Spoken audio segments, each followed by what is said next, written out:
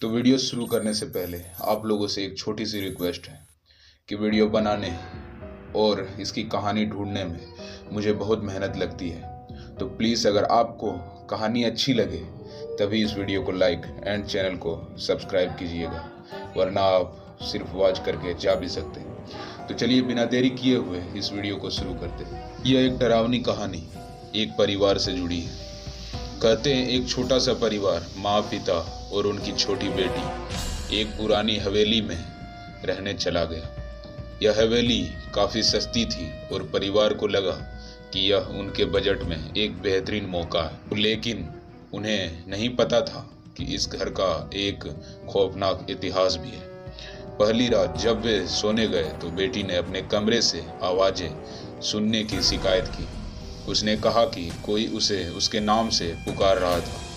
माता पिता ने इसे उसका भ्रम समझा और उसे सोने के लिए कहा, लेकिन धीरे धीरे अजीब घटनाएं होने लगी। रात को फर्श पर भारी कदमों की आवाज़ें सुनाई देती, दीवारों पर परछाइयां दिखाई देती और चीज़ें अपने आप हिलने लगती। एक रात माँ ने देखा कि उनकी बेटी सोते सोते हंस रही थी। जब उन्होंने उससे पूछा तो उसने जवाब दिया, यहाँ एक बच्चा है जो मुझे खेलने के लिए बुला रहा है। पिता ने अगले दिन पूरी हवेली की इतिहास की पड़ताल की।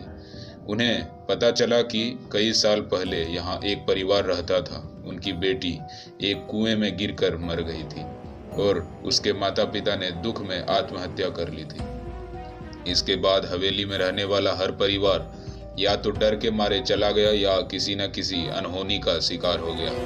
डरते हुए परिवार ने तुरंत घर छोड़ने का फैसला किया, लेकिन कहते हैं जब वे जा रहे थे तो बेटी ने पीछे मुड़कर कहा, वो बच्चा कह रहा है कि मैं वापस आऊंगी।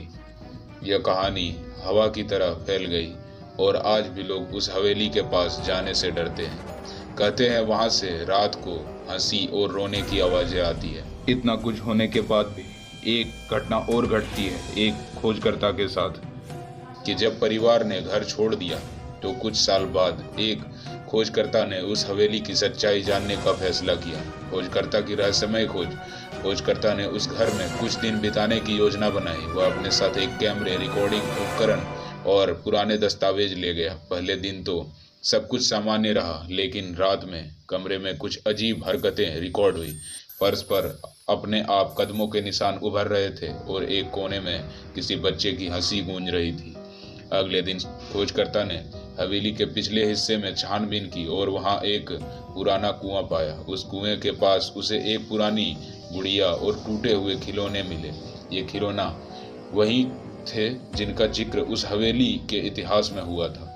तीसरी रात खोजकर्ता ने खुद महसूस किया कि कोई अदृश्य शक्ति उसे पीछे से खींचने की कोशिश कर रही है। डरते हुए उसने अपने उपकरण लेकर घर छोड़ दिया, लेकिन असली रहस्य तब सामने आया जब उसने अपने रिकॉर्डिंग डिवाइस की जांच की। उसमें एक छोटी बच्ची की आवाज़ सुनाई दी, तुम यहाँ क्यों आए हो? यह मेरा घर है। इस घटना के बाद खोजकर्ता ने उस हवेली को भूतों का घर घोषित कर दिया। आज भी यह हवेली वीरान पड़ी है, लेकिन कई साहसी लोग इसे देखने आते हैं। कुछ लोगों का दावा है कि उन्होंने वहाँ अजीब चीज़ें देखी और सुनी है।